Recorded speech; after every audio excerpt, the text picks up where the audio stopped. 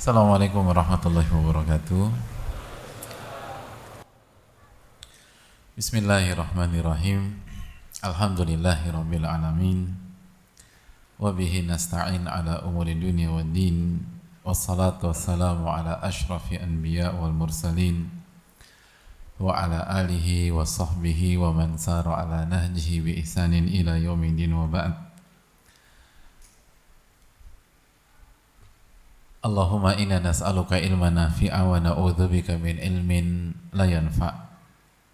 Allahumma 'allimna ma yanfa'una wanfa'na bima 'allamtana ya rabbal alamin. Hadirin yang Allah muliakan, jamaah sekalian Masjid Jami' Nurul I'tisam yang saya muliakan, dan semoga kita semua dirahmati, dijaga dan diberkahi oleh Allah Subhanahu wa taala. Amin ya rabbal alamin. Marilah kita memulai kajian ini dengan mengangkat rasa syukur kita kepada Rabbil alamin atas nikmat yang Allah berikan kepada kita. Khususnya Allah memberikan kesempatan sehingga kita kembali bersua, sehingga kita kembali bersama. Sebuah kebahagiaan yang tidak terkira di dalam diri saya bisa kembali bertemu hadirin sekalian di masjid yang mulia ini.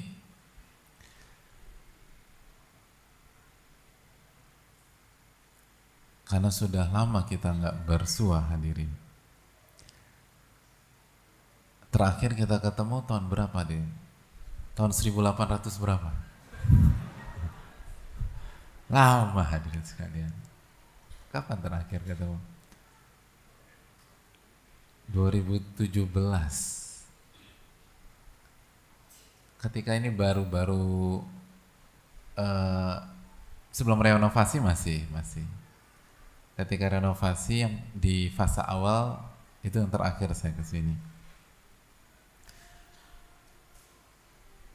Tadi datang udah agak pangling gitu. Masjidnya juga udah Masya Allah semakin besar dan semoga diberkahi oleh Allah Subhanahu wa taala. Wajah-wajah yang hadir juga semakin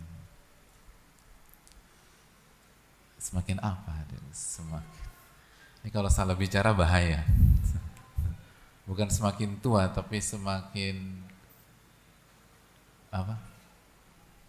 Semakin matang. Masya Allah. Udah halus belum bahasa saya?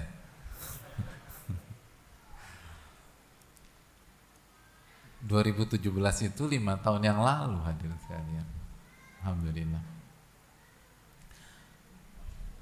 Dan dari dulu Jamaah Masjid Nurul I'tisam kan terkenal dengan semangatnya, spiritnya. Dan ini taufik dari Allah Subhanahu wa taala. Lalu perjuangan dari semua pihak, dari guru-guru kita di sini, dari DKM, dari anak-anak mudanya gitu loh. Ketua DKM kita dulu tuh menjemput anak naik motor Tiger beliau ini. Sekarang udah jadi ketua DKM, Masya Allah. Jadi ya begitulah kehidupan. Waktu sangat cepat berlari, dan semoga kita bisa memanfaatkannya dengan amal soleh, dan semoga Allah terima amal ibadah kita. Amin ya rabbal alamin. 2017 sekarang 2022 akhir, 2 pekan lagi insya Allah 2023. Berarti kalau ikut pola ini kemungkinan kajian berikutnya itu 2027, hadir. Per 5 tahun. Begitu ya? Gimana Pak Sidik? Iya. Karena sibuk-sibuk semua di sini. Alhamdulillah beliau punya waktu menerima saya pada pagi hari ini. Tapi semoga nggak selama itu. Dan semoga Allah selalu kumpulkan kita di atas ketaatan dan kebaikan. Amin ya rabbal alamin.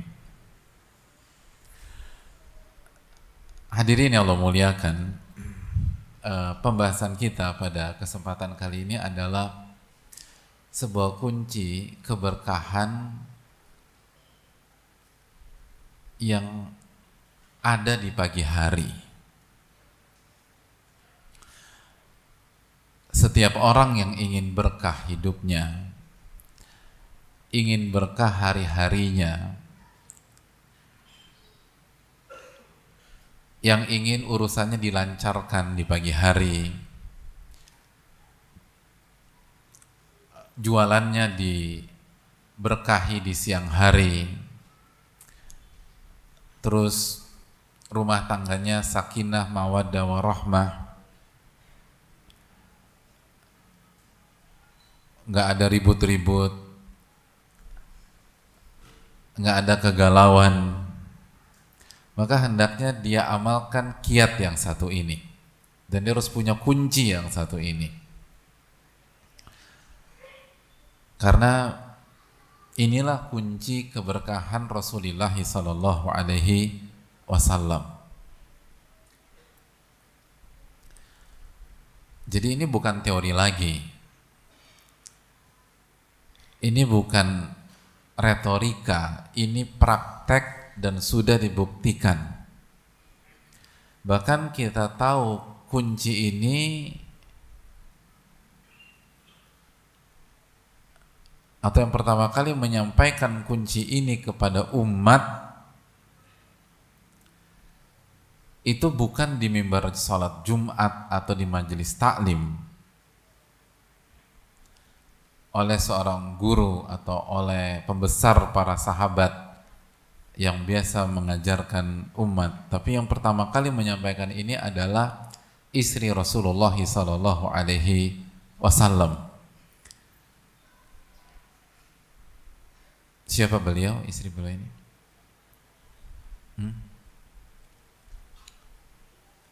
Ummu Salamah. Ummu Salamah, yang beliau lihat radhiyallahu ta'ala anha langsung dari praktek Nabi beliau dan suami beliau alaihi salatu wassalam. Makanya tadi kita bilang ini bukan teori lagi, ini langsung praktek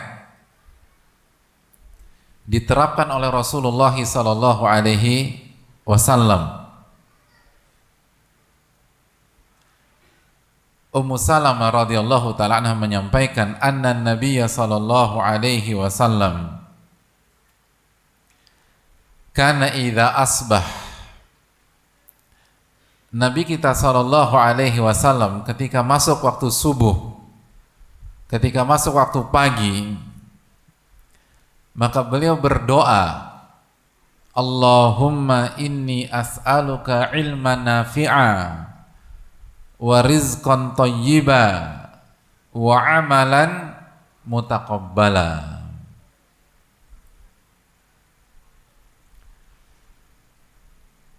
Ya Allah, aku meminta kepada Engkau ilmu yang bermanfaat, wa rizqan thayyiba, dan rizki yang baik, rizki yang halal, rizki yang berkah, wa amalan mutaqabbala, dan amal yang diterima oleh Allah.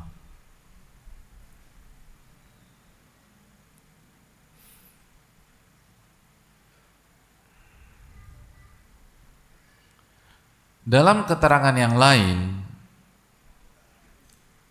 Ummu Salamah menyampaikan kana yaqulu idza shalla subha hina yusallim.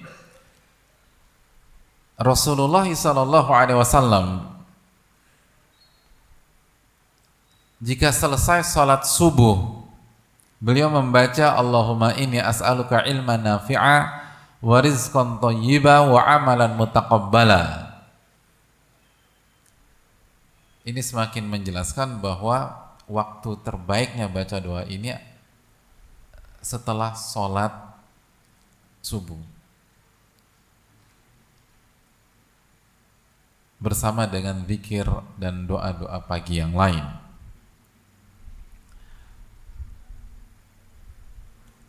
Inilah kunci, hadirin. Dan enaknya kuncinya simpel, gratis. Sebuah hadis yang dikeluarkan oleh Al-Imam Ibnu Majah dan lain-lain. Allahumma inni as'aluka ilman nafi'a wa rizqan thayyiba wa amalan mutaqabbala.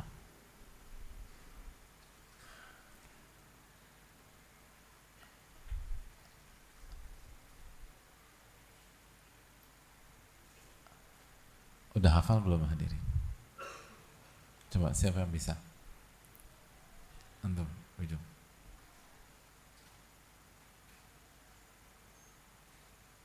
Ya. Nggak kedengeran.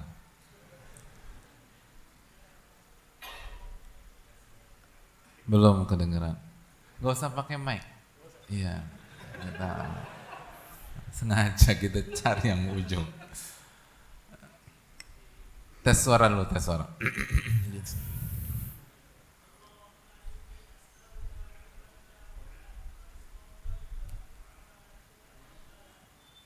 Artinya, Masya Allah, kalau tadi bahasa Arab lancar, bahasa Indonesianya nggak lancar beliau ini. Anak saya ada di mana sih? Itu Islam jangan-jangan di Middle East ya, enggak? Ya, lanjut.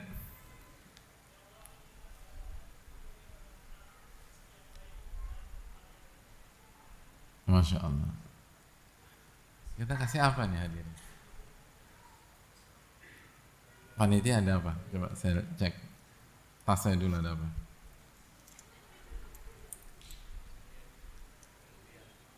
Ada parfum gitu. Tapi terlalu jauh antum itu. Nanti diambil di sini ya. Coba.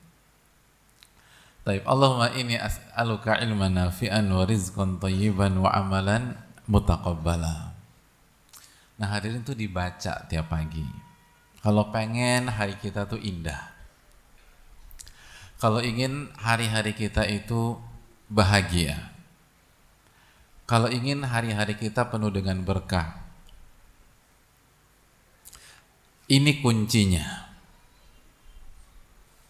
Ini kuncinya. Namun pertanyaannya, apakah hanya dengan membaca doa ini begitu saja kita langsung mendapatkan dampak dari doa tersebut? Jawabannya belum tentu, hadirin. Karena dalam sebuah hadis Nabi kita SAW bersabda, Innallaha wa'lamu annallaha lam yaqbal du'aan min qalbin ghafirin lahin. Nabi kita SAW bersabda, dan ketahuilah Allah tidak akan menerima doa yang dipanjatkan dari hati yang lalai dan tidak fokus. Lalai dan tidak serius.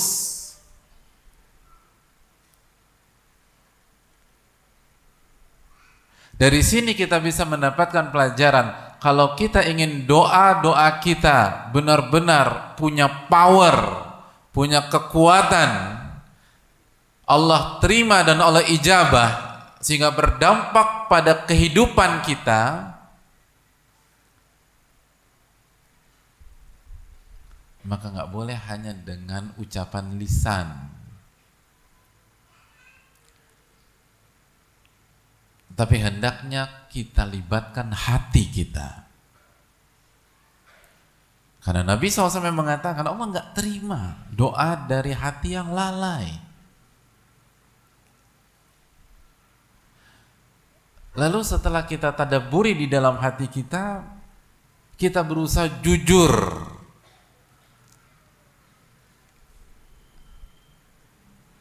Kita buktikan dengan sikap kita, derap langkah kita, dan kehidupan kita.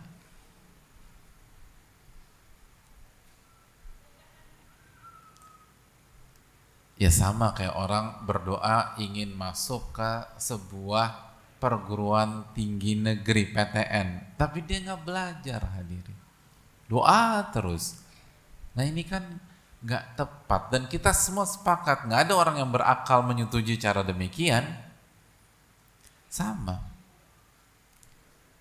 Ini kunci keberkahan hari-hari kita. Namun dengan catatan, ngerti apa enggak kita? Paham tidak? Lalu ketika kita panjatkan pemahaman itu, kita resapi atau tidak? Lalu kita terapkan dalam kehidupan kita atau tidak? Kalau tidak,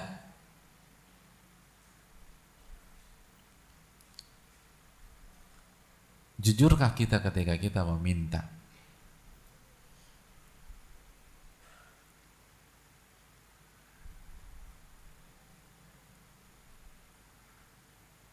Mas, kemarin pulang umroh ya, iya. Doa apa ketika tawaf dan Safa Marwah? Ana itu doa semoga ana dapat anak kembar 5. Gitu. Pokoknya ana udah doa nangis-nangis sama Allah Subhanahu wa taala.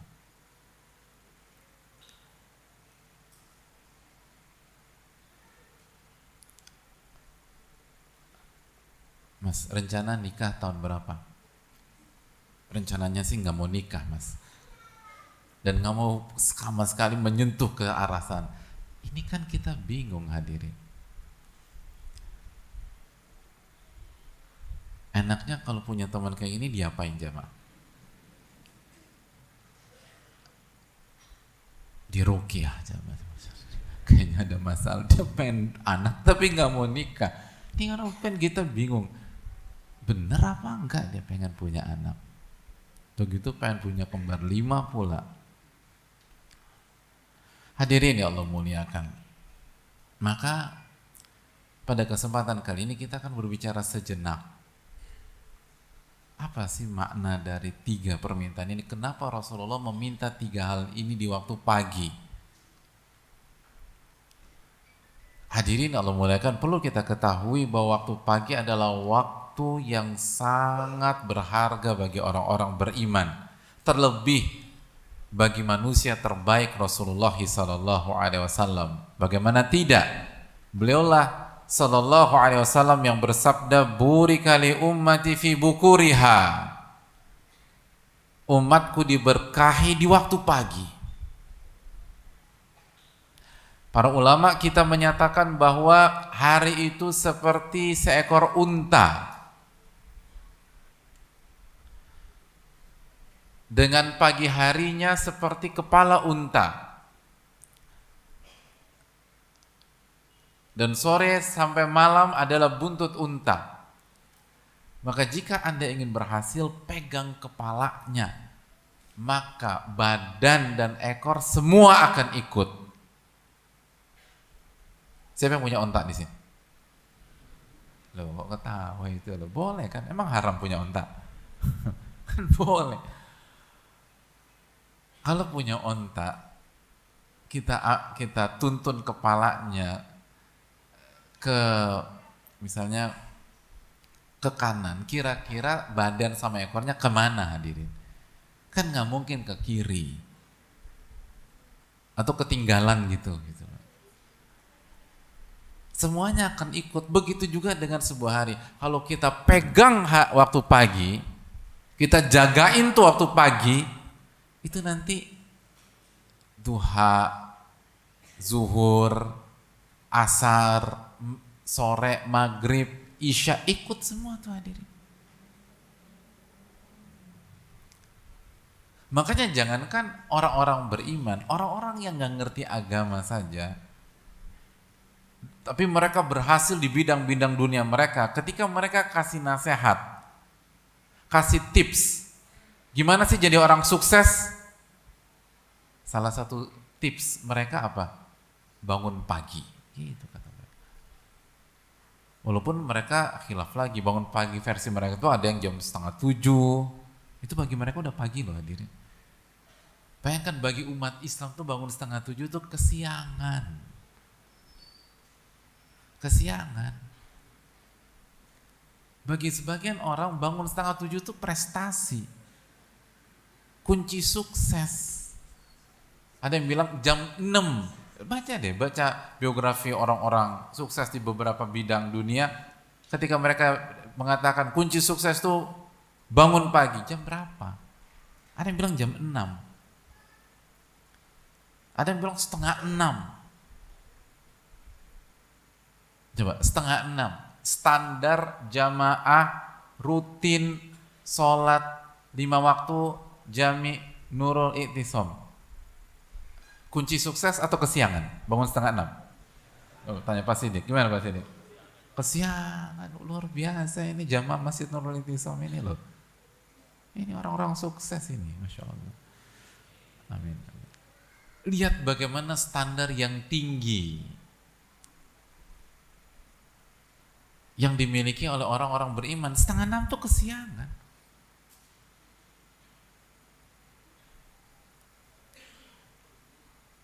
Kalau nggak kesiangan jam berapa jamaah? Ya 5:30 kurang 2 Pak Ustaz. Ya sama aja. Bedanya apa itu? Itu juga kesiangan. Kita tuh diminta bangun 3:30. 3:30 aja sekarang udah mepet banget loh. Itu mentok-mentok sebagian kalau bangun 3:30 tuh hanya bisa dapat 1 witir atau 3 rakaat witir. Kita diminta jam 3. Dan salah satu hikmahnya agar ketika masuk waktu subuh tuh fresh. Karena kita udah persiapan dari sebelum subuh.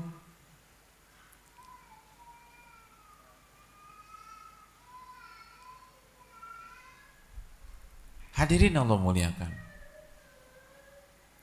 Jadi waktu pagi itu dijaga, ini penting, ini kunci rizki dan kunci keberkahan, waktu pagi.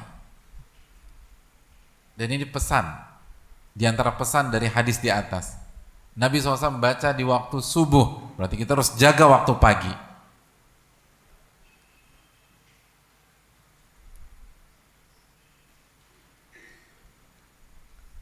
Mungkin ada yang bertanya, kenapa banyak pihak bangun 6:30 berhasil, kita bangun subuh nggak berhasil? Pertanyaannya, ketika kita bangun waktu subuh, itu sudah berhasil bangun waktu subuh, pertanyaannya adalah, terus waktu subuhnya diisi pakai apa hadirin? Ini kan penting. Alhamdulillah, bangun waktu subuh udah bangun. Pertanyaannya sekali lagi, waktu subuh kita dipakai buat apa? Dan dipakai dengan apa? Coba, waktu subuh dipakai buat apa? Jujur nih, jujur. Hah? Gimana jujur? Hah? Subuh. Ya Allah bingung. Terakhir bangun subuh tahun berapa hadirin? Kok beban hidup antum berat banget ya? Sampai pertanyaan gini aja kayaknya susah dijawab. Waktu subuh kita pakai buat apa? Hah? Ini jujur loh. Jangan mendadak soleh. Ini yang jadi masalah. Kita bangun waktu subuh, lalu kita sia-siakan waktu subuh. Harusnya waktu subuh kita pakai untuk apa? Masuk waktu subuh, pakai buat apa? Hah? Salat duha. Gimana sih ini hadir? Ya Allah, semakin gak jelas, kita gak ketemu 5 tahun. Yang pertama, qobliyah subuh hadirin. Qobliyah subuh dong. Doa antara adzan dan qomat gitu. Qomat di masjid ini berapa menit? Masih kayak dulu nggak Pak Sidik? 7 menit. 7 menit bisa doa. 17 menit. Masya Allah. Tapi unik ya. Jarang loh ada masjid 17 menit. Kenapa 17? Mana sih Pak DKM nih? Hah? Nggak, biasanya kan 20 menit, 20 ini 17 nih. Antum merasa ada yang janggal nggak sih? Ya, sekarang kan 15 menit, 20 menit, 25, tapi nggak apa-apa, nggak ada masalah sama sekali. Itu dipakai buat qobliyah subuh, doa, lalu sholat subuh, habis sholat subuh zikir ba'da sholat, zikir pagi, dan ini salah satu doa yang dibaca. Allahumma inni as'aluka ilman nafi'an wa rizqan thayyiban wa amalan mutaqabbalan. Lalu yang di masjid terus itu bisa syuruk nanti. Yang nggak bisa baru tawakal Allah, berjuang mencari rizki yang halal.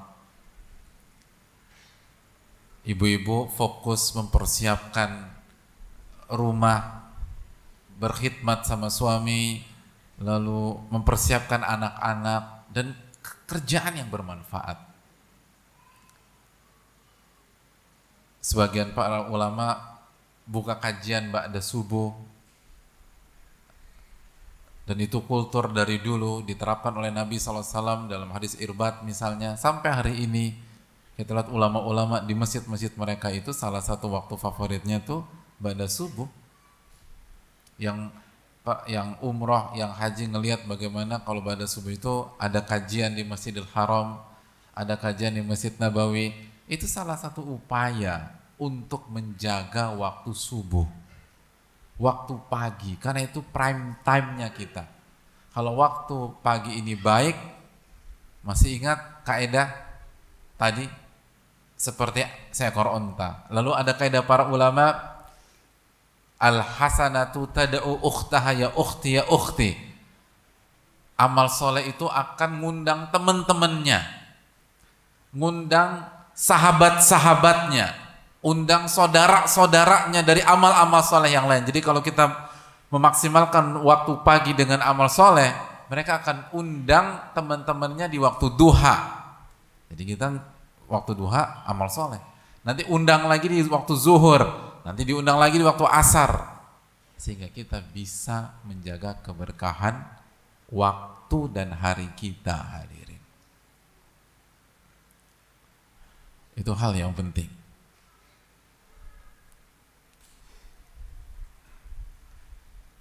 Jelas ini. Pelajaran yang berikutnya dari hadis ini, ulama menjelaskan hadis ini menunjukkan atau doa ini menunjukkan bagaimana Nabi SAW mentarbiyah dan mendidik keluarga beliau. Karena perawi hadis ini tidak lain tidak bukan istri beliau radhiyallahu taala anha, Ummu Salamah. Dan yang lebih indah lagi, Ummu Salamah mendapatkan langsung dari keteladanan suaminya sallallahu alaihi wasallam. Jadi ketika Nabi kita sallallahu alaihi wasallam ketika di waktu pagi, waktu subuh, beliau membaca doa ini, beliau mendapatkan banyak hal atau beliau melakukan banyak hal.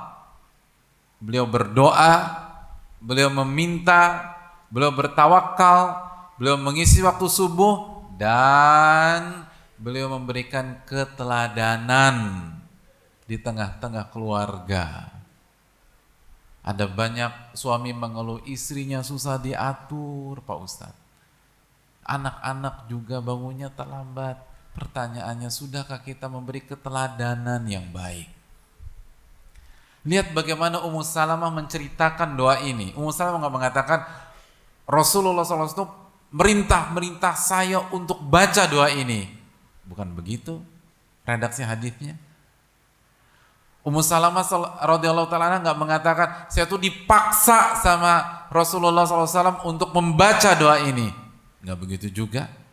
Tapi Ummu Salamah mengatakan, Anan Nabiyya sallallahu alaihi wasallam kana idza asbah qala Allahumma inni as'aluka ilman nafi'an wa rizqan thayyiban wa amalan mutaqabbala. Nabi kita sallallahu alaihi wasallam ketika masuk waktu subuh, beliau membaca.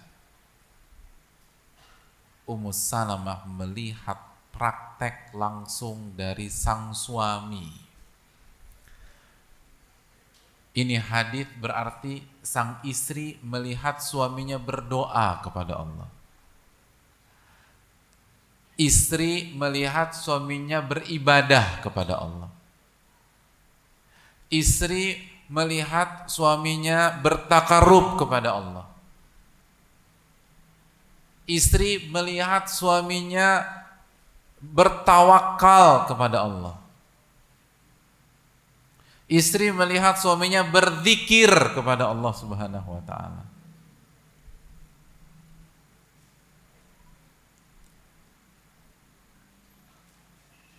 Ibu-ibu udah pada tidur belum? Sebentar lagi Pak Ustadz. Masya Allah. Kalau waktu pagi yang ibu lihat dari suami itu apa, Bu? Hah?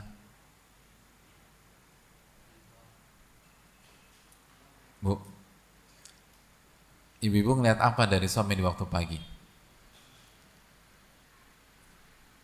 Takut, Bu. Aku pengen jawab Pak Ustadz, tapi suamiku tuh ada di bawah. Di saf depan lagi Pak Ustadz. Nah ini kan yang harus kita renungkan. Kita tuh pengen keluarga kita solid. Kita ingin istri kita itu soleha. Pak Ustadz, aku tuh gak muluk-muluk. Yang penting istriku tuh kayak Aisyah lah Pak Ustadz. Gak muluk-muluk kayak Aisyah. Pertanyaannya, antum seberapa persennya Rasulullah SAW? Itu pertanyaannya. Jadi, sudahkah kita memberikan teladan di rumah? Sudahkah kita memberikan qudwah dan uswah hasanah? Sudahkah kita mengisi waktu di rumah kita dengan ibadah?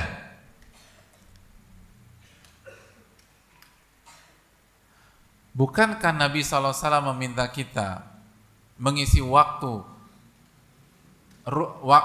di rumah dengan ibadah kepada Allah? Salah satunya apa sih? Ini kan membangun sebuah keteladanan di samping setelah beribadah kepada Allah. Ketika misalnya Nabi SAW mengatakan bahwa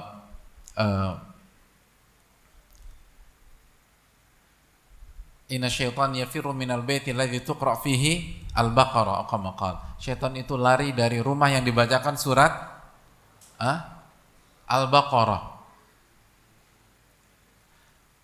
Dari sini berarti kan kita tunggu sebentar. Tadi apa hadisnya? Syaitan lari jika rumah itu dibacakan surat Al-Baqarah. Yang baca siapa diri? Kita apa Syekh Sudais? Syekh Suraim? Syekh Salabudair? Syekh Hudhaifi? Pasang YouTube keras-keras atau MP3? Yang baca siapa hadirin? Kita kan. Nah ketika kita baca, bukankah di waktu yang sama itu memberikan pemandangan indah bagi istri dan anak-anak kita? Sehingga pesan besarnya juga adalah ada keteladanan di rumah. Coba kita pastikan. Kita tanya ibu-ibu, kalau melihat suami baca Al-Baqarah di rumah, perasaannya gimana, Bu? Kepanasan. Ibu-ibu nih kok kepanasan sih? Bu, bahagia tidak? Seneng nggak rasanya? Bu, adem nggak? Itu adem.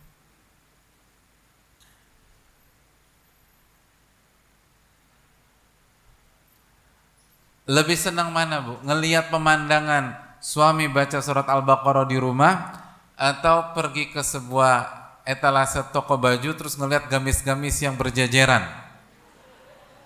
Dua-duanya, kata ibu. Ya Allah, ibu-ibu. Ini yang harus kita, bapak-bapak, istri dan anak-anak butuh keteladanan, butuh praktek.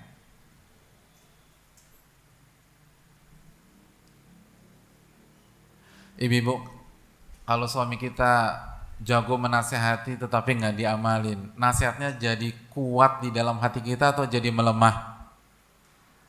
Bu, ibu-ibu, melemah. Jadi hadirin Allah muliakan, lihat hadis ini, Ummu Salamah melihat langsung dari Rasulullah SAW. Kita butuh salat sunnah kan juga di rumah yang paling afdol dibanding di masjid. Kecuali kalau nggak ada opsi, nggak ada waktu atau ada hajat dan lain sebagainya. Dengan kita salat sunnah di rumah, anak kita melihat, istri kita melihat, dan kita nggak ada maksud ria sama sekali, gitu loh. Iya kan? Kita nggak ada maksud ria, tapi memang rumah kita tipikalnya 4L. Lu lagi gitu loh.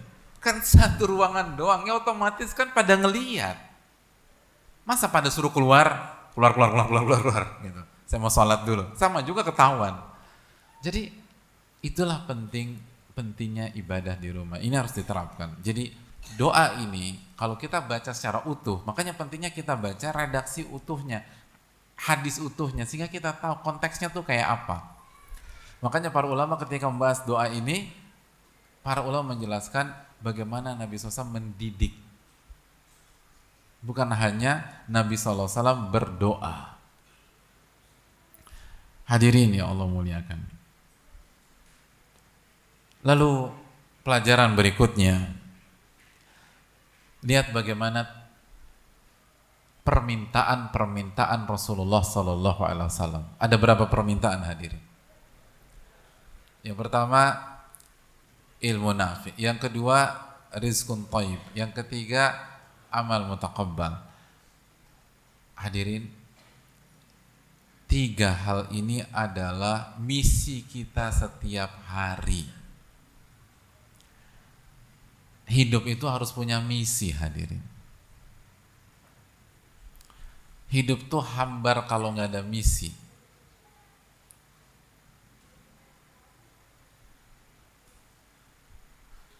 Dulu guru-guru saya, guru kami, dan salah satunya guru Ustaz Rafiq juga, hafizahullah ta'ala, beliau mengatakan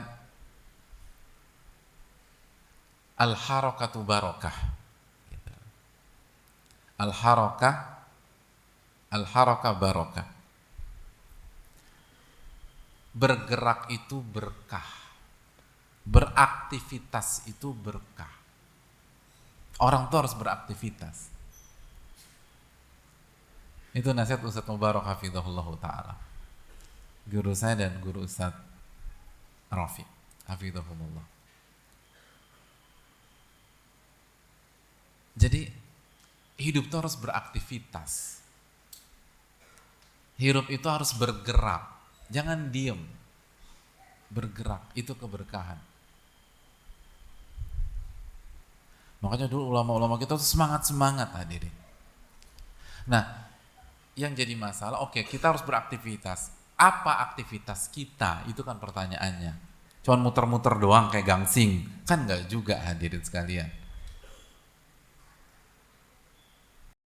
Turun naik doang kayak yoyo, enggak juga. Kita punya misi, dan misi setiap hari bagaimana di hari tersebut kita mendapatkan ilmu yang bermanfaat. Nah itu.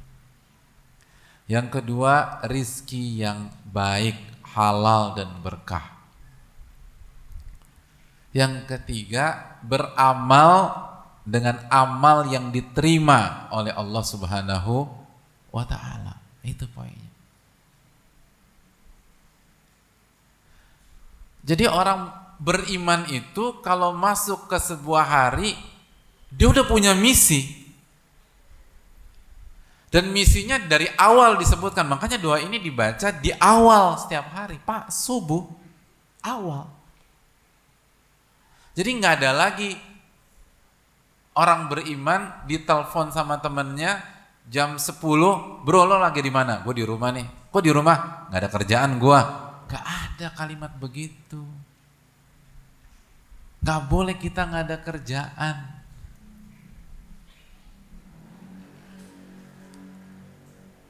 Justru waktu ini terlalu sedikit, terlalu sempit jika dibandingkan dengan tugas-tugas kita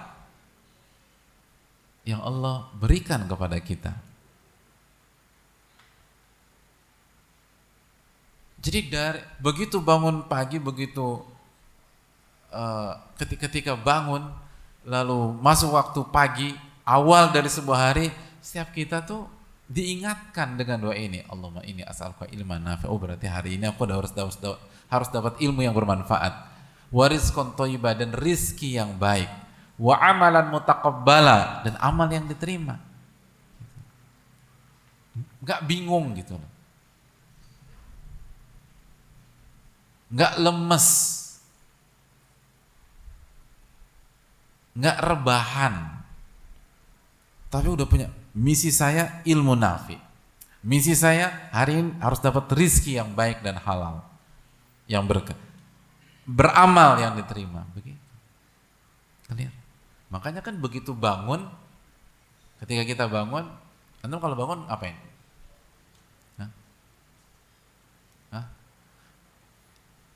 Ya Allah, berat pertanyaan saya. Ya Allah, subhanallah. Ada masalah apa sih antum ini? Bertanya, saya belum nanya surat apa ayat berapa loh. Saya belum tanya ini hadis riwayat siapa. Saya tanya pertanyaan, begitu bangun antum ngapain? Pertanyaannya antum ngapain ya? Bukan seharusnya antum ngapain gitu. Jadi butuh kejujuran. Doa ya, alhamdulillah. Yang bengong siapa yang bengong? Bangun bengong. Berarti semua sepakat satu masjid, nggak ada yang kalau begitu bangun langsung ngecek handphone ya? Semangat ya kita ya. Ya kan antum bisa jawab, doanya ada di handphone Pak Ustadz. Gitu. Aku nggak hafal. Gitu dong, jawab. Doa. Nah, apa yang membedakan antara orang yang bangun berdoa dengan orang yang bangun bengong? Orang yang bangun berdoa, dia udah punya pola bahwa hidup itu harus punya misi. Begitu dia bangun, dia ingat, oh misi saya wa amalan mutaqabbala, atau ilmun yuntafa'u bi, atau ilman nafi'ah, ilmu yang bermanfaat.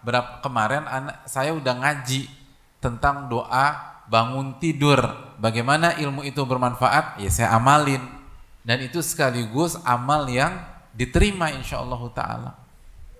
Jadi itu yang harus kita harus punya misi.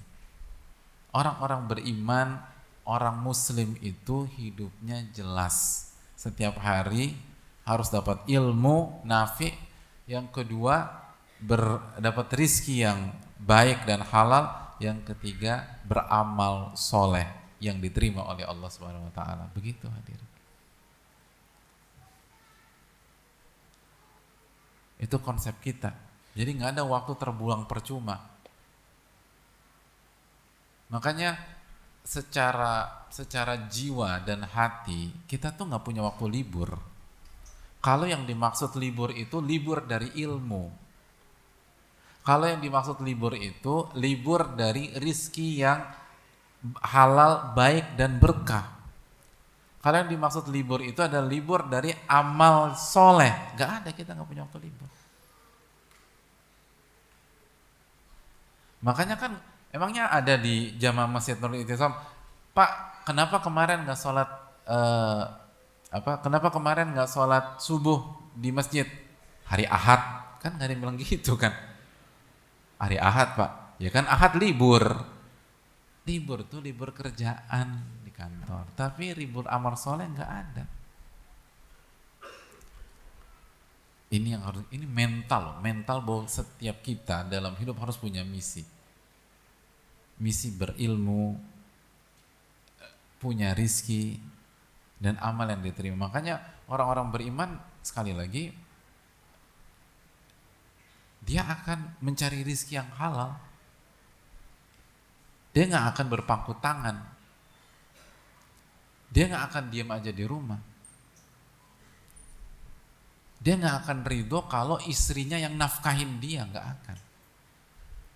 Dan kalau ada di antara kita seperti itu, jadilah hari ini momentum untuk berubah. Karena misi kita itu 3 hal di atas, hadirin. Dan itu adalah hal yang sangat mulia. Allahu ta'ala alam bisawab. Berikutnya, hadirin yang Allah muliakan,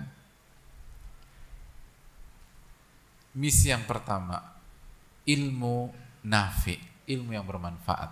Nah, ini penting.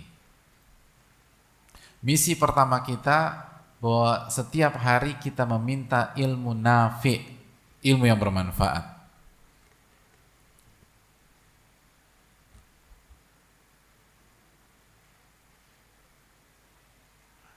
Ingat, ilmu yang bermanfaat. Karena sebagian ulama menjelaskan tidak semua, atau para ulama menjelaskan tidak semua ilmu bermanfaat.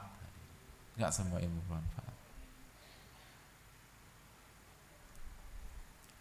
Makanya apa kata Nabi kita sallallahu alaihi wasallam? Wal Qur'anu hujjatun lak aw alaik.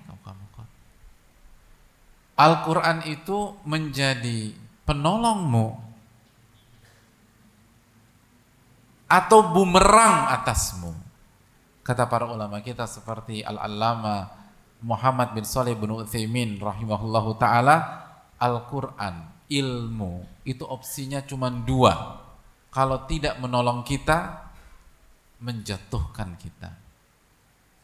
Dalam riwayat yang lain, innallaha yarfa'u bihadzal kitabi aqwaman wa yad'u bihil akharin. Sesungguhnya Allah mengangkat sebagian hambanya dengan Al-Quran, dan Allah hempaskan sebagian lain dengan Al-Quran juga. Hadirin yang Allah muliakan, ingat, ilmu itu ilmu nafi, ilmu yang bermanfaat. Bukan sebatas ilmu maklumat. Walaupun maklumat itu penting, tapi belum cukup. Al-Imam Asy-Syafi'i rahimahullahu ta'ala memberikan kaidah kepada kita. Kata beliau rahimahullah, al-ilmu ma nafa' wa laysa ma hufidh. Ilmu itu yang bermanfaat, bukan sebatas yang dihafal, walaupun hafalan penting.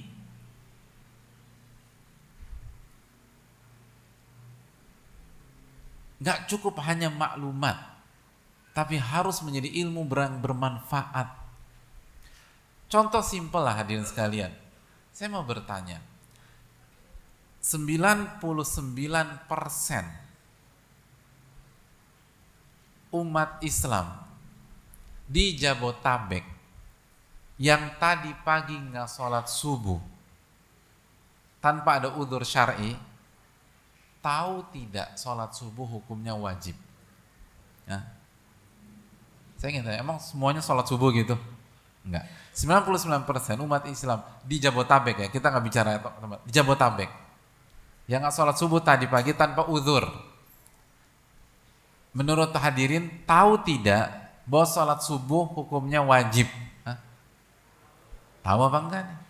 Tahu. Berarti punya ilmu apa tidak? Punya. Secara maklumat punya, tapi ilmunya nggak bermanfaat.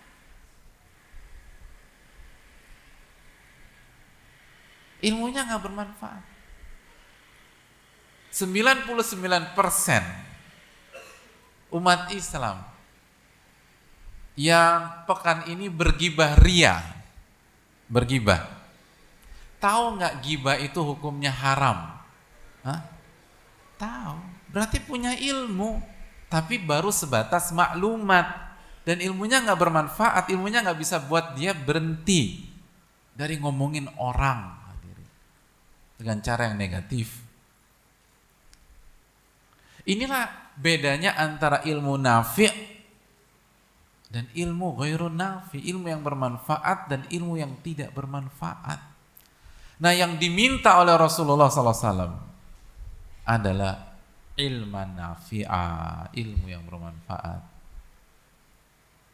ilmu yang memberikan perubahan pada diri kita.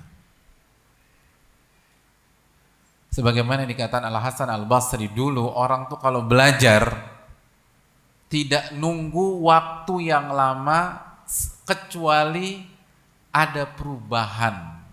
Ada perubahan dari lisannya, dari tangannya, dari cara bicaranya, dari sikapnya, dari zuhudnya. Walaupun tentu saja butuh proses, tapi perubahan itu ada, hadirin.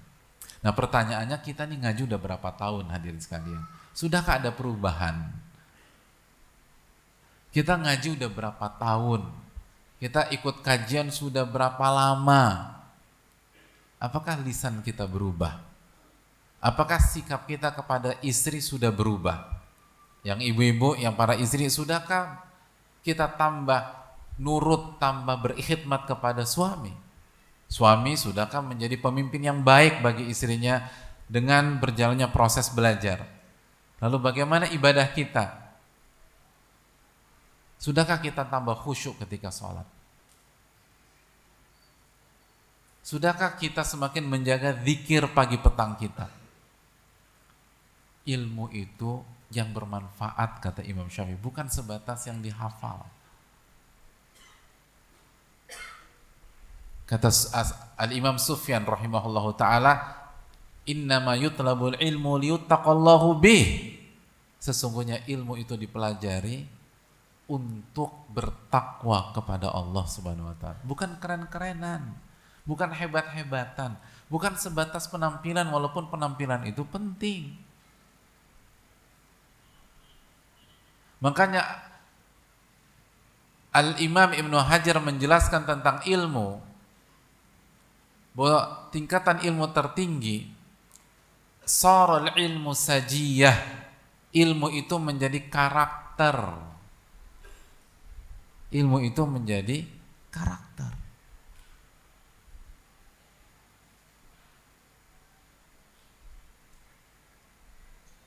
Ilmu itu menjadi karakter. Bukan hanya pemanis bibir atau status, enggak, atau yang keluar di perdebatan, bukan semata itu, tapi perubahan real dari diri kita, perubahan real dari diri kita. Yang dulunya malas jadi rajin, dulu malas-malasan, begitu ngaji rajin, hadirin. Kenapa? Karena dia tahu setiap detik itu dia akan dihisap.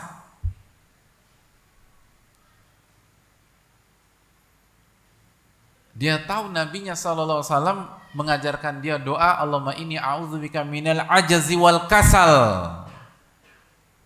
Ya Allah, aku berlindung kepada Engkau dari kelemahan dan rasa malas. Gak ada ceritanya orang sudah belajar dan ngaji bertahun-tahun tuh malas tuh, gak bisa. Jadi semangat. Yang dulu sebelum ngaji gak produktif, gak punya karya, sekarang punya karya yang bermanfaat buat umat dan niatnya ikhlas karena Allah Subhanahu wa ta'ala. Kenapa? Karena dia belajar, ahabbun nasi ilallah anfa'uhum linnas. Manusia yang paling Allah cintai, di antara kriterianya, yang paling bermanfaat buat manusia yang lain. Dia gak mau jadi beban, dia gak mau jadi benalu, dia gak mau pasrah begitu saja, dia mau berjuang, dia mau bersungguh-sungguh, dia mau mengabdi. Itu ilmu yang bermanfaat, hadirin.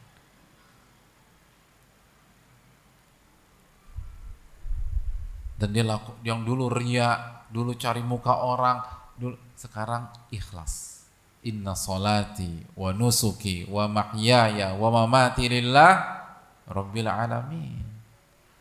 Semuanya itu dipersembahkan kepada Allah tabaraka wa taala. Itu ilmu yang, jadi carilah ilmu yang bermanfaat. Pertanyaannya gimana dapetin ilmu yang bermanfaat? Hadirin Allah muliakan. Ilmu yang bermanfaat itu adalah ilmu yang melahirkan iman dan amal soleh. Dan tempatnya itu di hati, hadirin. Makanya ulama mengatakan ilmu yang bermanfaat adalah huwa ma basyaral qalba. Itu keterangan para ulama. Ma basyaral qalba, ilmunya itu sampai ke hati. Fa aujaba lahu sakinata wal khusyu'a wal ikhbata lillahi ta'ala. Sehingga ilmu itu melahirkan ketenangan, melahirkan kekhusyuan, dan melahirkan sikap selalu kembali kepada Allah Subhanahu wa taala. Wa idza lam yubashiril quluba wa kana 'ala lisani faqat fa huwa hujjatun 'ala bani Adam. Dan apabila ilmu itu tidak menyentuh hati seseorang, namun hanya di lisan, hanya di mata dan pendengaran, hanya di otak, maka dia akan menjadi bumerang bagi manusia. Bumerang. Jadi ketika setiap hari, setiap pagi kita mengikuti Nabi SAW, Allahumma inna as'aluka ilman nafi'a, ya Allah berikanlah aku ilmu yang bermanfaat, berarti secara tidak langsung kita meminta, ya Allah berikan ilmu yang masuk dan menyentuh hati saya. Bukan hanya hafalan saya, bukan hanya logika saya, tapi masuk ke hati, ya Allah.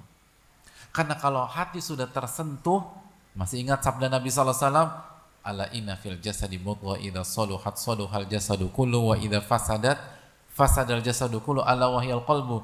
Ketahuilah di dalam jasad manusia ada segumpal daging, kalau daging ini baik maka baiklah seluruh jasad, dan kalau daging ini buruk maka buruklah seluruh jasad. Ketahuilah segumpal daging itu apa, hadirin? Hati, al-qalbu. Jadi kalau kolbu sudah tersentuh, itu mata akan baik, telinga akan baik, lisan akan baik, tangan akan baik, kaki akan baik. Jempol nih, penyakit nih kita sekarang, jempol akan baik, hadirin. Makanya pertanyaannya, ketika kita pulang dari kajian, apakah ilmu yang kita pelajari di sebuah kajian tersebut masuk ke hati kita? Kalau belum, perjuangkan. Makanya apa yang Nabi SAW sebutkan tentang orang-orang Khawarij, hadirin.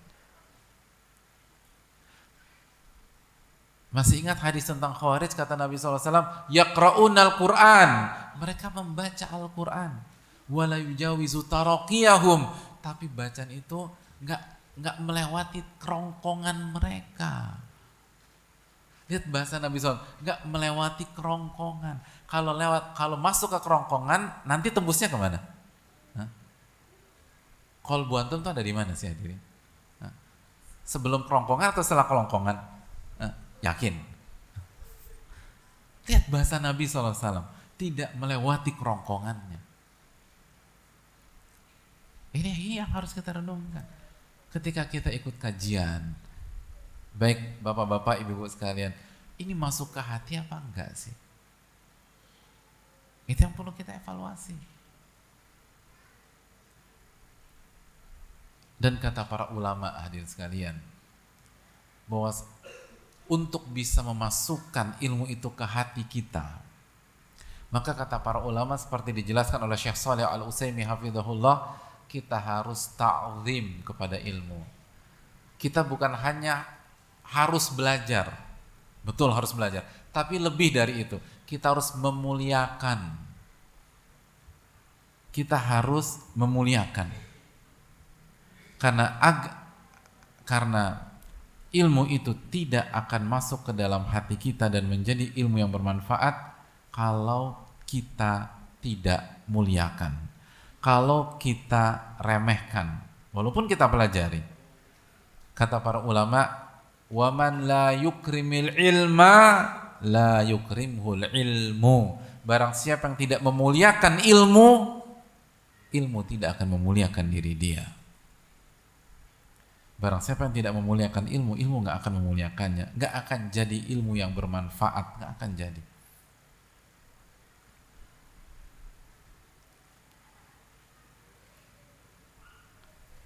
Makanya kata para ulama, fasabilu nailil khairi bil ilmi fid dunya wal akhirah an tu'azzimal ilma. Jalan, cara agar Anda mendapatkan kebaikan dari ilmu Anda di dunia dan di akhirat, Anda harus muliakan ilmu tersebut. Muliakan. Makanya dulu para ulama itu kalau mau ikut kajian, bajunya tuh bersih, mandi hadirin. Yang laki-laki pakai parfum. Kenapa begitu? Memuliakan. Imam Malik itu rahimahullah ketika datang seseorang tamu, beliau tanya, kita mau bahas apa nih? Kalau pembahasannya tentang hadis Nabi SAW, beliau izin, mohon izin, lalu beliau mandi, pakai baju yang bagus, keluar wangi, keluar lagi, mari kita bicara tentang hadis Nabi SAW. Memuliakan. Memuliakan itu penting. Makanya para ulama menekankan pentingnya datang ke kajian, datang ke majelis. Kecuali kalau berhalangan, kecuali kalau udzur syar'i, baru kita simak lewat online. Tapi kalau bisa datang, datang. Kenapa demikian? Karena dari sisi memuliakan, mana yang lebih memuliakan? Datang langsung atau ikut online? Datang langsung. Datang langsung. Itu lebih memuliakan. Berkahnya beda dan seterusnya. Itu hadirin. Jadi marilah kita muliakan ilmu kita. Marilah kita naik kelas dari yang belajar sekarang bukan hanya belajar dan memuliakan. Karena itu kaidah. Kalau nggak ilmu kita nggak bermanfaat. Kalau nggak ilmu kita tidak bermanfaat. Harus memuliakan. Harus memuliakan ilmu hadirin sekalian. Lalu misi yang kedua, rizki yang thayyibah, rizki yang thayyib, rizki yang halal, rizki yang baik, rizki yang berkah. Dan hadirin Allah muliakan. Dan rizki yang baik dan halal itu bukan tentang angka.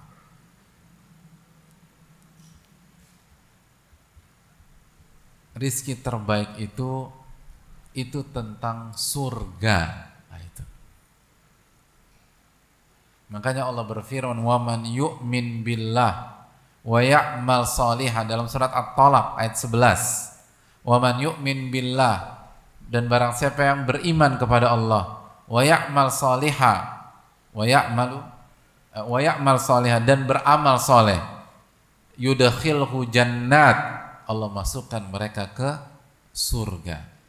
Tajri min tahtihal anhar, yang mengalir di dalamnya sungai-sungai. Khalidina fiha abada, mereka kekal selama-lamanya di sana. Terus apa kata Allah Subhanahu wa taala? Qad ahsanallahu lahu rizqa. Dan Allah telah memberikan rizki terbaik buat dia. Itu rizki terbaik. Iman, amal soleh yang akan membuat Allah ridho sama kita dan memasukkan kita ke surga. Qad ahsanallahu lahu rizqa. Allah telah berikan rizki yang terbaik buat dia. Jadi hadirin Allah muliakan. Maka rizki itu bukan sebatas angka. Rizki bisa angka dan non-angka. Bisa berbentuk uang dan non-material. Adapun non-material jelas iman dan amal soleh. Dan yang bersifat material pastikan itu membawa kita ke surga. Dan untuk membawa kita ke surga simpel aja. Kembali ke hadis Tirmidzi. Pastikan didapatkan dengan cara yang halal dan dialokasikan dengan cara yang halal. Karena pertanyaan Allah dua, wa an malihi min aina tasabah wa fima anfaqah. Dia akan ditanya tentang hartanya, dari mana dia dapatkan dan kemana dia alokasikan. Pastikan halal, hadirin. Makanya dulu istri orang-orang soleh itu ketika suaminya keluar rumah, mereka sampaikan, wahai suamiku, bawa pulanglah harta yang halal. Insya Allah aku bisa bersabar atas kesempitan dunia, tapi aku nggak bisa bersabar tentang panasnya api neraka. Kalau bicara rezeki, ini rezeki. Adapun uang banyak, tapi nggak halal, tapi haram,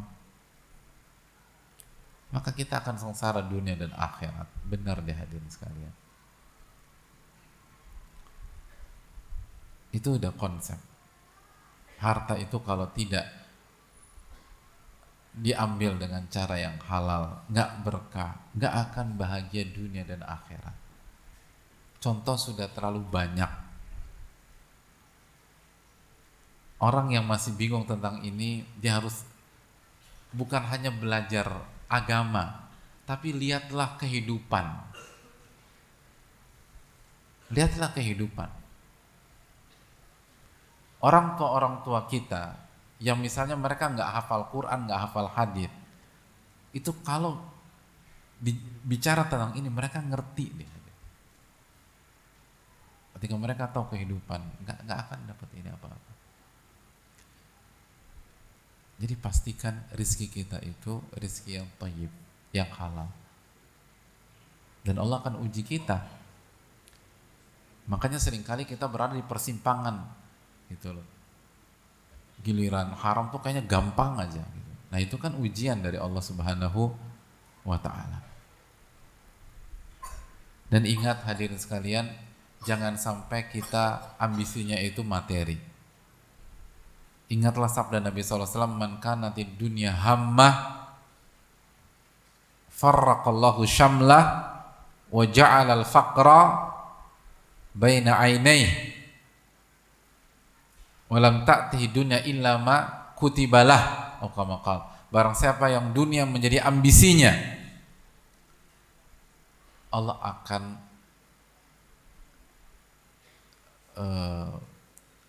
ribetkan urusannya, carut marutkan, dibuat berantakan, bercerai-berai itu urusan, ribet nggak selesai-selesai. Yang kedua apa? Apa yang kedua? Wa ja'alal faqra baina ainai. Allah akan berikan kemiskinan di pelupuk matanya. Dia akan jadi paranoid. Miskin betul.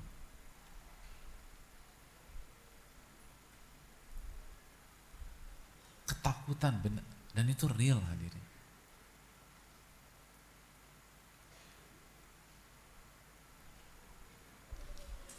Ada orang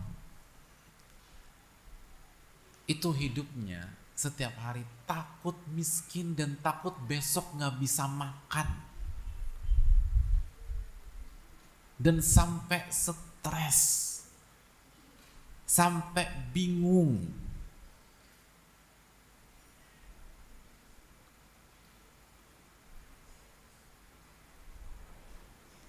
Menurut hadirin, orang tuh kalau sudah sampai titik itu, takut miskin, takut besok nggak bisa makan, depresi, galau, stres, karena mental health atau mental illness.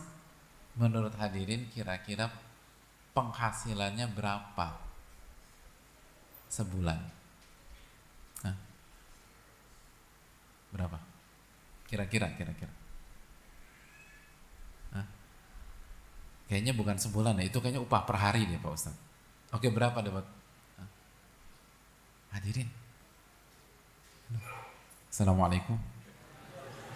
Kok bengong itu loh, ya Allah. Kayaknya saya deh Pak Ustadz itu contoh. Itu sama ya? Enggak? Itu yang dialami hari ini, bukan? Oke, berapa kira-kira penghasilannya? Sampai orang tuh ketakutan, takut miskin, takut nggak bisa makan besok. Kira-kira takut berantakan usahanya, takut krisis gitu loh. Kira-kira berapa kira-kira pemasukannya? Hadirin, kalau nggak salah, seingat saya, dan beliau sendiri bilang, sebulan itu 8 M. Sebulan 8 M. Biasa di sini. Di sini berapa sih sebulan? 10 ya? Nggak ada kaget-kagetnya loh. Ini yang saya suka nih dari jamaah Masjid Nurul itu. Elegan gitu loh. Biasa. Masya Allah ini orang. Di sini berapa sih? Pendapatan per kapitanya berapa sih? Nggak ada ekspresi loh. Di banyak tempat tuh kaget, ada yang keselak. Di sini biasa tenang. Punya kelas di sini, elegan, masya Allah. Nggak terfitnah dengan dunia, masya Allah. Atau saking stresnya, jadi udah nggak bisa mikir. Ya Allah. Itu bayangin pendapatan seperti itu, bingung dia. Itu real. Dan itu bukan satu contoh.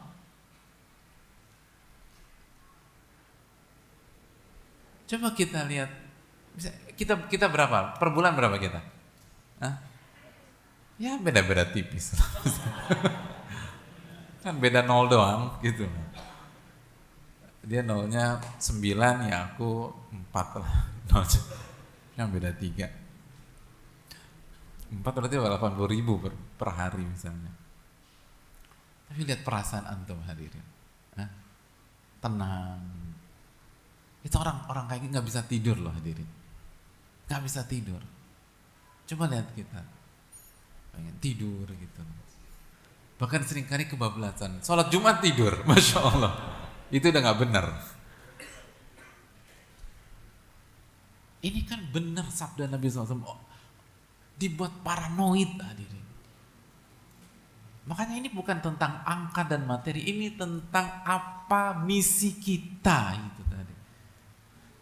Kalau misi kita ilmu nafi, rizki yang thayyib, amal yang diterima, lalu mencari akhirat, apa kata Nabi SAW? Wa man kanatil akhiratu hammah, barang siapa yang akhirat menjadi ambisinya, tujuannya, jama'allahu syamlah, Allah akan buat urusannya lancar, terurai, terselesaikan. Ada banyak masalah, tapi satu demi satu Allah bukakan.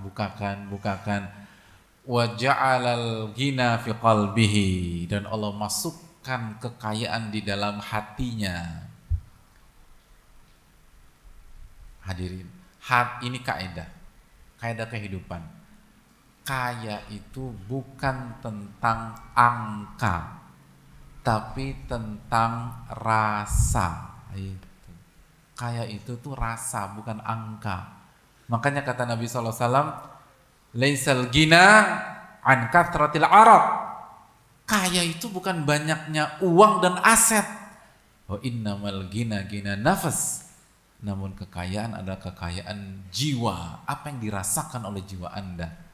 Jadi kaya itu bukan angka, kaya itu apa? Rasa. Itu contohnya. Nah, gimana biar punya rasa kaya? Akhirat jadi orientasinya. Lihat Nabi SAW, tenang Nabi kita SAW. Walaupun tidur di atas tikar, walaupun ketika terbangun karena tikarnya itu kasar, akhirnya terbekas di kulit Nabi SAW, sampai Umar tuh kok sedih gitu. Umar, Kisra itu hidupnya begitu, Kaisar begitu, Rasulullah kan lebih mulia daripada mereka, kenapa begini? Apa kata Nabi SAW dalam riwayat, ya Umar, mereka itu kaum nikmatnya dipercepat di dunia, gitu. Dipercepat, biasa aja, nanti kita dapat. Tenang aja Nabi kita SAW. Wa ta'tihi dunya wa hiya ragimah. Yang ketiga, kata Nabi SAW, dunia itu akan datang dalam kondisi hina kepada kita. Dunia akan datang. Jadi itu, cari rizki dan orientasinya harus benar. Dan yang terakhir, amalan mutaqabbala, amal yang diterima, dan amal itu diterima jika ikhlas dan ittiba kepada Rasulullah sallallahu alaihi wasallam. Jadi kita harus jaga keikhlasan kita dan kita harus benar dalam beribadah. Maka setiap pagi kita minta keikhlasan. Itu sebenarnya kita minta keikhlasan. Kita minta amalan mutaqabbala, artinya kita minta, ya Allah, ikhlaskan saya ketika saya beramal di hari ini. Ikhlaskan saya pada saat saya berbuat di hari ini. Dan benarkan, arahkan saya mendapatkan ibadah yang benar dari tuntunan Nabi kita sallallahu alaihi wasallam. Saya rasa cukup sampai di sini hadirin karena waktu telah habis. Assalamualaikum, Waalaikumsalam, Assalamualaikum wa iyyakum. Semoga Allah memberikan keberkahan pada kami ilmu yang disampaikan Ustaz. Amin ya rabbal alamin. Semoga Allah menjaga, memberkahi Ustaz, keluarga, tim dan kaum muslimin. Amin ya rabbal alamin wa iyyakum. Semoga Allah memberikan berkah buat kita semua. Ustaz, saat ini saya sedang kesulitan untuk mendapatkan rizki. Saya sudah ikhtiar untuk melamar pekerjaan, tapi qadarullah hasilnya nihil. Saya sudah mencoba memperbaiki diri, perbanyak istighfar, ibadah kepada Allah, tapi Allah belum juga mengabulkan doa saya. Terlebih lagi saat ini saya punya tanggungan untuk menafkahi orang tua yang sudah sepuh. Sudah sepantasnya saya berganti peran dan juga saya berniat menikah tahun depan. Semakin berjalannya waktu, doa yang belum diijabah membuat diri ini menurun imannya. Contoh seperti maaf capek berdoa, sholat tidak tepat waktu, ibadah jadi kurang khusyuk, rasa malas datang ke kajian dan segala macamnya. Bagaimana dalam menyikapi hal demikian agar saya bisa kembali lagi imannya dan benar-benar menerapkan bahwa rizki sudah dijamin oleh Allah agar tidak khawatir dan was-was soal rizki karena saya sempat terlintas untuk mengakhiri hidup. Ini belum titik ini hidup benar-benar hidup atau hidup melajang atau hidup ini, semoga mengakhiri hidup melajang ya. Semoga Allah memberikan kemudahan dalam Ustadz menjawab pertanyaan. Jazakallahu khairan wa barakallahu fikum. Terima kasih. Hadirin Allah muliakan, yang pertama yang perlu kita renungkan bahwa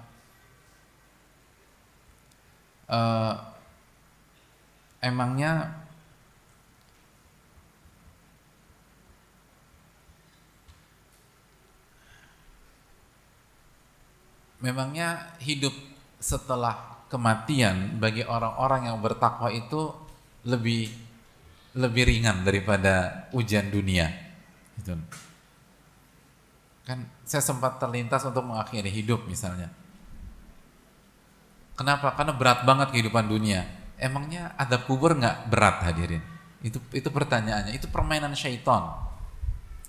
Dipisikin sama syaitan untuk berpindah dari kesulitan ke kesulitan yang lebih parah. Jadi itu bukan solusi. Solusinya adalah fokus pada tugas kita. Jangan fokus pada apa yang Allah lakukan. Memberikan rizki, kapan dikasih jodoh, itu urusan Allah. Allah berfirman dalam surat Al-Anbiya ayat 23. Apa firman Allah? La yus'alu amma yaf'alu wa hum yus'alun. Allah nggak ditanya tentang apa yang Allah perbuat, mereka yang ditanya oleh Allah. Jadi kita fokus aja dengan kita. Allah kasih janji, ihfadillah yahfadka, kata Nabi SAW. Jagalah hak Allah, niscaya Allah akan jaga anda. Allah kasih janji, intan surullah yansurkum wa yutsabbit aqdamakum. Jika kalian memperjuang atau menolong agama Allah, Allah akan tolong kalian. Allah akan tolong kita. Gini loh, kita hidup tertekan karena fokus kita pada target gitu loh. Makanya kan tadi ada ucapan saya ingin nikah tahun depan. Nah, kalimat pola pikir kayak gitu yang membuat kita tuh terbebani hadirin. Emangnya harus nikah tahun depan? Bayangkan nikah tahun depan berarti kan 2 minggu lagi. Ya galau lah, belum punya pekerjaan sampai hari ini, stres dia. 2 minggu lagi loh, ini tahun depan. Jadi ini kan kalau masih 2 minggu lagi, ya tertekan terus lah gitu loh. Jangan berpikir demikian. Berpikirlah bagaimana bertakwa kepada Allah. Nanti Allah yang tahu. Wa man yattaqillah yaj'al lahu makhraja wa yarzuqhu min haitsu la yahtasib. Barang siapa yang bertakwa kepada Allah, Allah akan kasih solusi dan Allah akan kasih jalan keluar dari arah yang tidak ia duga-duga, arah yang tidak ia pikirkan. Jadi ngapain kebanyakan mikir, sedangkan Allah sudah janji solusi dan rizki bagi orang yang bertakwa itu seringkali dari arah yang tidak ia pikirkan. Kita banyak mikir, kan paradoks hadirin. Harusnya kan, oh iya ya, Allah akan kasih dari arah yang tidak saya pikirkan. Ya udah, daripada saya banyak mikir, lebih baik saya banyakin zikir. Nah ini yang kurang. Kita ini kenapa galau, terpukul? Karena kita kebanyakan mikir, kurang zikir. Nah itu. Nah dibalik, banyakin zikir, mikirnya dikurangin. Jangan nggak sama sekali, jadi double ON nanti, gitu loh. Tetap mikir itu penting, tapi jangan overdosis. Semua yang overdosis itu nggak bagus. Jadi kita nggak usah mikir, semua yang overdosis itu nggak bagus. Antum sholat subuh overdosis 3 rakaat, semua alim ulama bilang antum sesat. Karena overdosis 3 rakaat. Semua sesuai porsi aja hadirin. Oke. Jadi banyakin zikir, terus berjuang. Dan lihatlah sunatullah, idza dhaqal amru tasa'. Kalau kondisi itu menyempit, nanti akan meluas gitu loh hadirin. Itu keyakinan orang-orang beriman. Orang-orang beriman itu melihat masalah sebagai kesempatan gitu. Dan melihat sebuah kondisi yang yang tidak nyaman menjadi potensi mengeluarkan kemampuan terbaik. Simpel aja, sederhana. Saya kasih analogi. Apabila di hadapan hadirin ada tembok dengan tinggi 175 cm, lumayan. Misalnya kita 160 atau 172, jadi agak tinggi gitu. Terus saya bilang sama hadirin sekalian, tolong loncati tembok tersebut. Kira-kira hadirin mau nggak? Padahal kita bisa mutar ke jarak 100 meter di situ. Saya bilang, loncat bapak-bapak, saya ustadznya, loncat gitu. Saya rasa nggak semua orang mau loncat. Tapi kalau saya lepas herder dari belakang, kira-kira antum loncat semua nggak? Loncat, gitu. Keluar tuh, gitu loh. Bakat terpendamnya tuh keluar karena kondisi krisis. Karena seringkali itu orang terus dipaksa dulu dengan kondisi. Makanya Allah tuh sayang sama kita. Allah ingin kita keluarkan semua kemampuan kita. Itu poin. Tapi kalau santai, kita nggak akan keluarkan. Yang manusia tuh suka males gitu loh. Jadi fokuslah. Dan ingat pertolongan besar itu di detik-detik terakhir. Lihat bagaimana Allah menolong Nabi Musa alaihissalam. Gimana ceritanya? Langsung disiapin foreigners dari Mesir? Ya enggak lah, suruh keluar. Begitu udah mentok, wadrib bi'asakal hajar wadrib bi'asakal bahra fanfalaqa, pukullah tongkat Anda ke permukaan laut maka laut terbelah. Gitu. Lihat Nabi SAW mendapatkan pertolongan Allah di Gua Thaur, harus naik dulu hadirin. Itu naik Gua Thaur tuh capeknya minta ampun.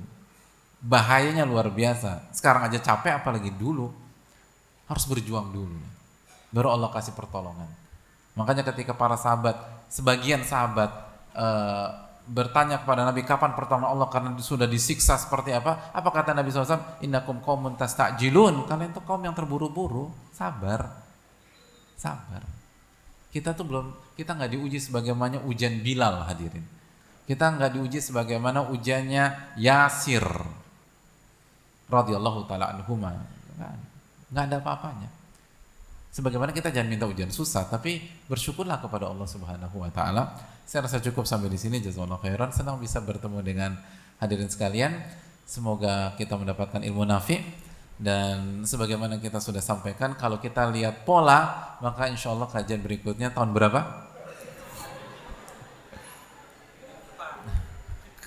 Kalau lihat pola, ya. Nggak harus lihat pola kan. Yang kita lihat Al-Quran dan Sunnah aja. Makasih banyak, senang bisa bertemu dengan antum lagi secara langsung. Semoga kita tetap dijaga di atas ketaatan, keistiqomahan, dan saya senang ketemu orang-orang lama di masjid ini, berarti kan istiqomah gitu loh. Dan semoga antum benar-benar sesuai dengan nama masjid ini, al-i'tisam, gitu, berpegang teguh dengan tali Allah Subhanahu wa taala. Subhanakallahumma wa bihamdika asyhadu an la ilaha illa anta astaghfiruka wa atubu ilaik. Assalamualaikum warahmatullahi wabarakatuh. Syukran.